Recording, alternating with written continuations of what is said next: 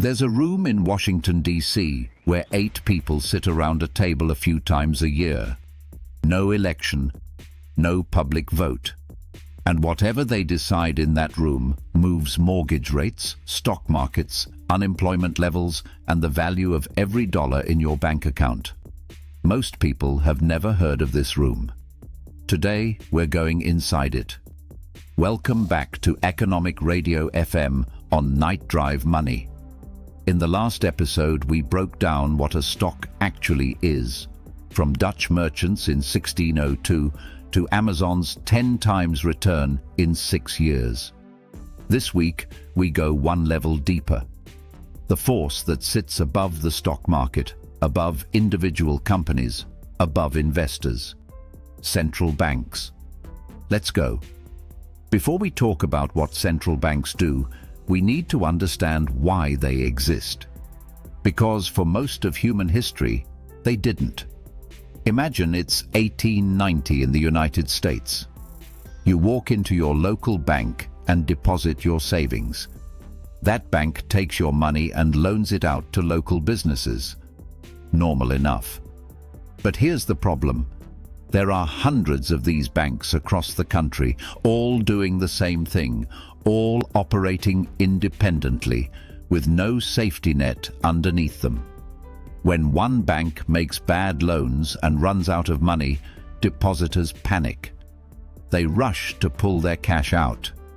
The bank collapses. That panic spreads to the next bank and the next. In 1907, this exact scenario nearly brought down the entire US economy. It was so bad that a single private citizen, J.P. Morgan, the banker, had to personally call in favors and inject his own fortune to stop the collapse. The US government had no mechanism to respond. Congress looked at this and had one clear thought. We cannot let the stability of the entire American economy depend on whether one rich man is feeling generous.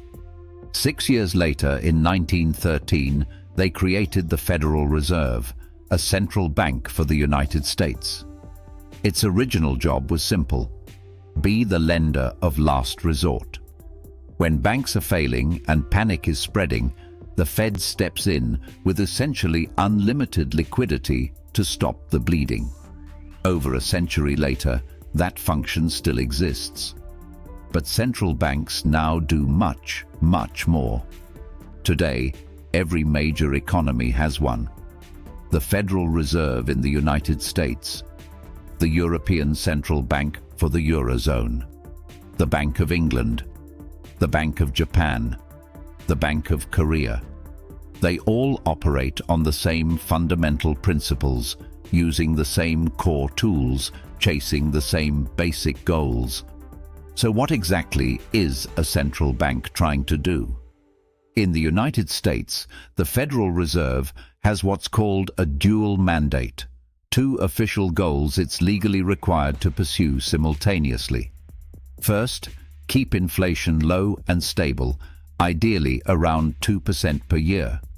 Second, support maximum employment, meaning keep as many people working as possible. 2 goals. Both sound simple. In practice, they constantly fight each other, and navigating that tension is the entire art of central banking. But how does a central bank actually influence an economy? It doesn't build roads. It doesn't hire workers. It doesn't directly set prices. Its primary lever is something far more subtle and far more powerful: the interest rate. Specifically, central banks set the rate at which commercial banks, the ones you and I use, can borrow money overnight from the central bank itself. In the US, this is called the federal funds rate. In Korea, it's the base rate. In the UK, the bank rate. Different names, same concept. The price at which money moves at the very foundation of the financial system. Here's why this one number ripples through everything.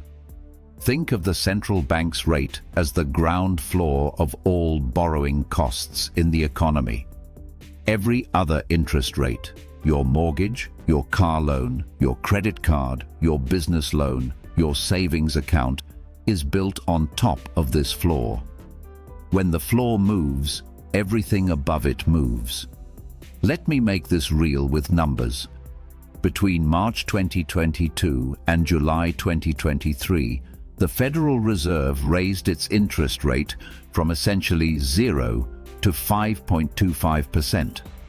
That's the fastest rate hiking cycle in 40 years. Here's what that meant for ordinary people in the real world. A 30-year fixed mortgage in the US went from roughly 3% to over 7%. For someone buying a $400,000 home, that's the difference between a monthly payment of $1,686 and $2,661. Nearly $1,000 more every single month. For the same house. Millions of people who were planning to buy homes couldn't anymore. Demand for housing collapsed. In many markets, prices fell for the first time in years. Companies felt it just as sharply. A tech startup that could borrow $10 million at 2% interest, paying $200,000 a year, now faces $500,000 in annual interest at 5%. Projects that made financial sense at low rates suddenly didn't. Investment slowed. Hiring froze. Layoffs followed in sector after sector through 2022 and 2023. At the same time, saving became genuinely attractive for the first time in over a decade. High-yield savings accounts went from paying 0.1% to paying 4 or 5%. Money market funds saw record inflows. Investors pulled billions out of stocks and into safer, higher-yielding alternatives. The combined effect across the economy: less borrowing, less spending, less investing. Economic activity cools. And when economic activity cools, inflation falls. That's the mechanism in full. Rate goes up, money gets expensive, people borrow and spend less. Prices stop rising as fast. It's not magic. It's just making credit more painful until demand slows enough to bring prices back down. Now, flip it completely. When the economy is weak and the central bank wants to stimulate growth, it cuts rates. Borrowing becomes cheap. Mortgages become affordable. Business loans cost almost nothing. Consumers start spending again. Companies start investing and hiring. The economy heats up. We saw this in its most extreme form during COVID-19. In March 2020, as economies around the world ground to a halt, the Federal Reserve cut its rate to essentially 0, as low as it can go, in a matter of days. The European Central Bank, the Bank of England, the Bank of Korea, all followed. Cheap money flooded the system. Stock markets, which had crashed 35% in weeks, recovered completely within months and went on to new all-time highs. Real estate boomed globally. Crypto exploded. All of this was downstream of one decision: make money almost free. The problem is that it worked too well. All that cheap money, combined with government stimulus spending and supply chain disruptions from COVID, lit an inflation fire that central banks spent the next 2 years desperately trying to extinguish. By mid-2022, US inflation hit 9.1%, the highest since 1981. That forced the fastest rate hiking cycle in 4 decades, which caused the worst year for stock markets since 2008 and triggered a global real estate correction. This is the fundamental challenge of central banking. You're trying to manage an enormously complex system, millions of businesses, billions of consumers, global supply chains, geopolitical shocks. using a single blunt instrument that takes 12 to 18 months to fully work its way through the economy. When the Fed raises rates today, the full effect won't be felt for over a year. That means central bankers are always making decisions based on where they think the economy will be, not where it is. They're driving by looking in the rearview mirror, trying to predict what's around the next corner. When they get it wrong, the consequences are severe. Raise rates too much, and you tip the economy into recession. Businesses fail, unemployment spikes, people lose their homes. Cut rates too much, and you get runaway inflation that destroys the purchasing power of everyone's savings. There's no perfect answer. There's only judgment, models, and educated guesswork. The worst version of this is called stagflation, high inflation and a stagnant economy at the same time. If you raise rates to fight inflation, you make the already weak economy even worse. If you cut rates to stimulate growth, you pour fuel on the inflation fire.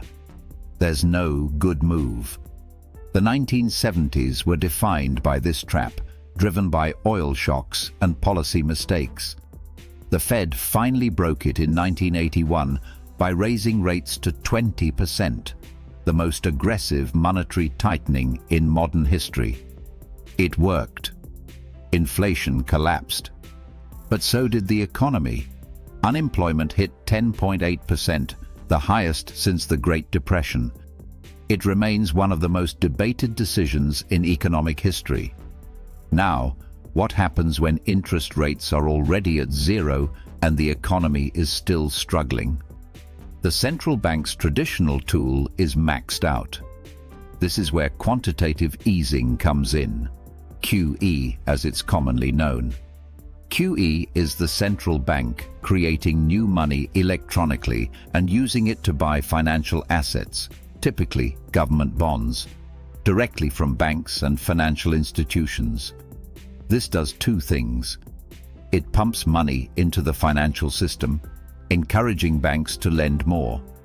And it pushes down long-term interest rates beyond just the overnight rate, making mortgages and business loans cheaper even when the policy rate can't go lower. The Fed used QE on a massive scale after 2008, expanding its balance sheet from $900 billion to $4.5 trillion over 6 years. During COVID, it went even further, eventually reaching $9 trillion.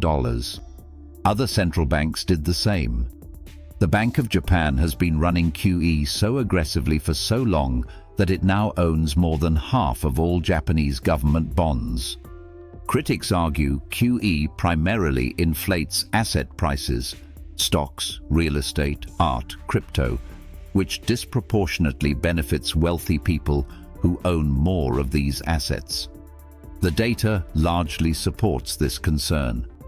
Defenders argue that without QE, the 2008 financial crisis and the COVID recession would have been dramatically deeper, with far more unemployment and business failures. Both things can be true. So what does all of this mean for your actual life? If you have a variable rate mortgage or any floating rate debt, central bank rate decisions directly change your monthly payment. Not abstractly, not eventually, directly, often within months.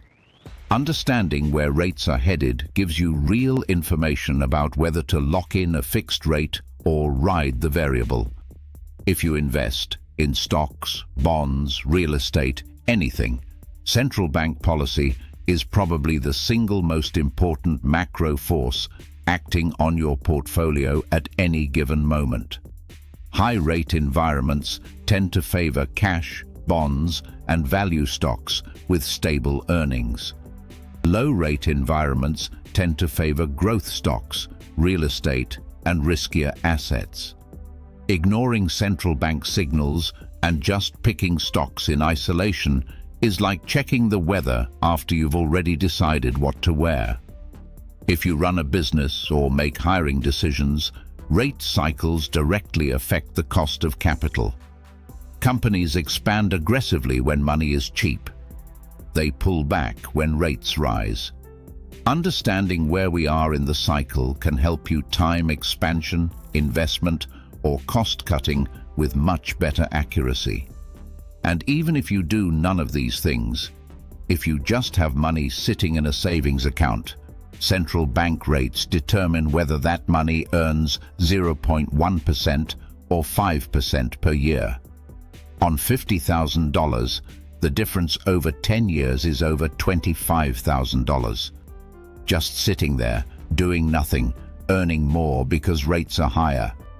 That's not investing. That's just understanding the environment. Here's the takeaway. Central banks are the most powerful economic institutions that most people never think about.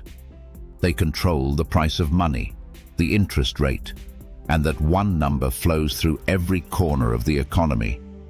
They're navigating an impossible mandate. Keep inflation low without killing growth, using a blunt tool with an 18-month delay. They will always make mistakes. The question isn't whether they'll get it wrong, but how wrong, and what that means for your finances. Every major financial decision you'll make in your life, buying a home, investing, starting or growing a business, choosing when to take on debt, is happening inside a context shaped by what central banks are doing. Understanding that context doesn't guarantee you'll make the right call, but not understanding it guarantees you'll be flying blind. Next week, we're going deep on inflation. Not just what it is, but why it happens, who it hurts most, and what history tells us about how these periods end. If you've felt the price of groceries, rent, or gas go up over the last few years and wondered why, that's your episode. Subscribe so you don't miss it. And if this was useful, share it with one person who needs it. I'll see you next week on Economic Radio FM.